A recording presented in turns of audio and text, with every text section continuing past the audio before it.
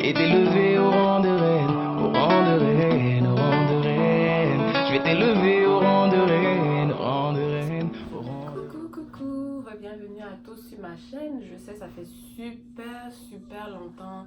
Ça va faire un mois, voire un mois et demi que je n'ai pas tourné de vidéo. Déjà, je tenais à m'excuser pour ça.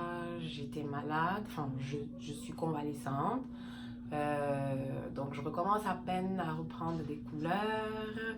Puis, il y a beaucoup de chamboulements qui se sont passés. Donc, le temps que tout ça se remette en place, je me disais, je prenais le temps, j'allais quand même pas venir prendre ma caméra et filmer lorsque j'ai pas vraiment une tête potable, on va dire. Attendez, je vais essayer de prendre l'oreiller là pour m'asseoir un peu. Donc oui, aussi, il y avait beaucoup de changements de décor à faire, qui n'est pas encore définitif.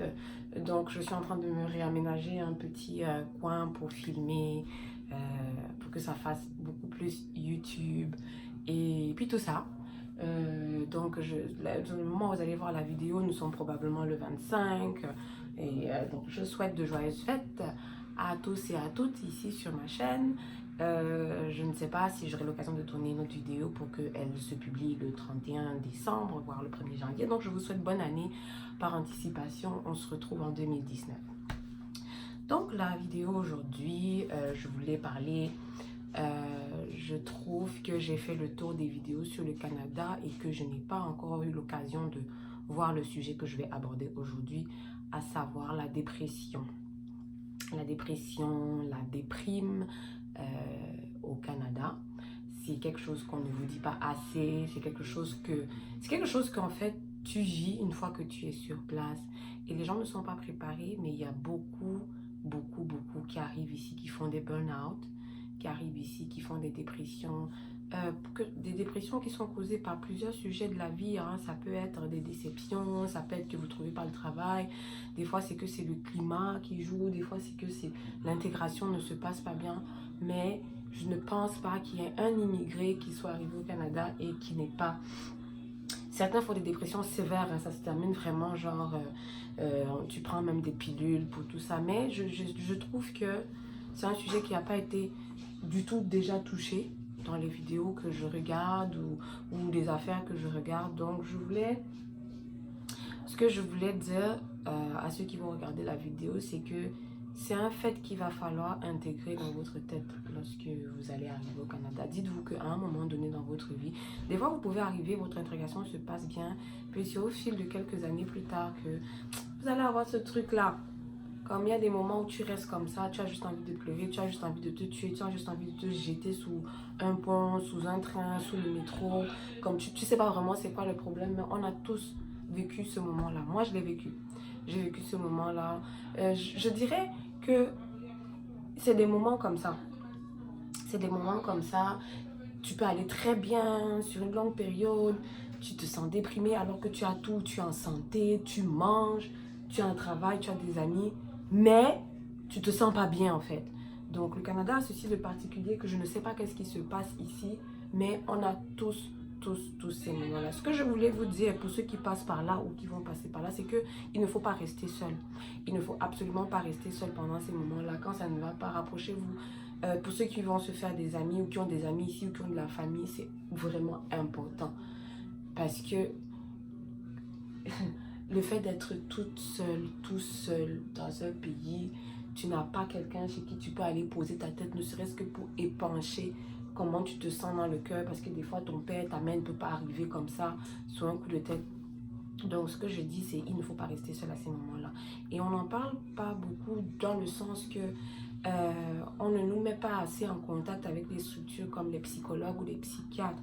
Les Blancs, eux, ils ont ça dans leur culture, que quand ils sont dans des moments de down comme ça, ils ont déjà une façon des structures qui sont mises sur pied pour amener les gens, tu vois, à se sentir mieux. Nous, en Afrique, on nous élève dans le sens qu'il ne faut pas parler de ces problèmes, c'est tabou, ou les affaires de psychiatre, de psychologue, là, c'est quand tu es fou.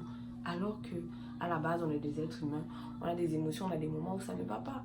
Et le matin, tu peux te réveiller, tu as juste envie de pleurer. Qu'est-ce qui ne marche pas? Tu t'es couché bien la veille, puis le matin, tu te lèves, tu as envie de te tuer, tu as envie de tuer tout le monde. Donc, c'est des moments les structures, dans les hôpitaux, pour ceux qui passent par ces moments-là, si vous n'avez vraiment personne à qui parler, il y a des centres communautaires, il y a des cliniques, il y a des endroits où on vous offre des accompagnements par des psychologues. C'est vraiment super important. Super important ne serait-ce que débourser même de l'argent pour payer cette thérapie-là. Parce qu'il y a beaucoup de suicides. Oui, on n'en parle pas. Il y a des suicides dans la communauté, on n'en parle pas parce qu'on estime que chez nous c'est tabou.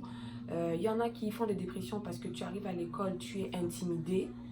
Tu sais, l'intimidation à l'étranger, là, les enfants qui t'intimident, même à l'université, hein, c'est possible. Même au travail, il y en a qui subissent des intimidations et des harcèlements. Il y a des gens qui vont se suicider et qui ne parlent pas parce que quand tu vas parler, on te dit ah, le réflexe, ah, tu es quand même Camerounais, qu'est-ce qui peut te passer ça? Toi, qu'on fait ça. Avant d'être Camerounais, avant d'être blanc, avant d'être noir, avant d'être machin, on est d'abord un être humain. Et les gens vivent les émotions et prennent les choses comme ça vient, de la façon que ça vient. Personne ne devrait avoir à être jugé parce qu'on estime que tu es faible, que toi tu prends tout, tu es susceptible. Quand on te dit petit truc, tu pleures. Quand tu es malade, tu es couché. Quand tu fais ceci, non. Tous les êtres humains sont tellement différents que il y en a qui ne supportent pas l'intimidation. Il y en a d'autres qui vont répondre à l'intimidation par l'intimidation. Il y en a d'autres qui vont répondre à l'intimidation par le suicide. Il y en a d'autres qui vont répondre à l'intimidation. Il y a tellement de choses. Maintenant, il y a les dépressions qui viennent avec les déceptions amoureuses. Il y en a qui vivent très mal les séparations. Il y en a qui vivent très mal les déceptions. Il y en a qui vivent très mal la perte d'un emploi. Il y en a qui vivent très mal la perte d'amis, de choses comme ça. Donc, c'est important de se rapprocher si vous voyez que vous ne pouvez pas parler à des personnes de votre entourage parce que, bon, on vous charrie un peu. Rapprochez-vous des structures comme les psychologues parce que c'est très important. Je tiens vraiment à vous rappeler qu'il n'y a pas quelqu'un qui est venu au Canada qui soit marié, divorcé, célibataire, jeune, vieux, grand, qui n'a pas vécu ou qui ne vit pas des moments où des fois ça ne va pas. Il est déprimé, d'autres font des dépressions, d'autres font vraiment des super dépressions. Donc c'est vraiment super important.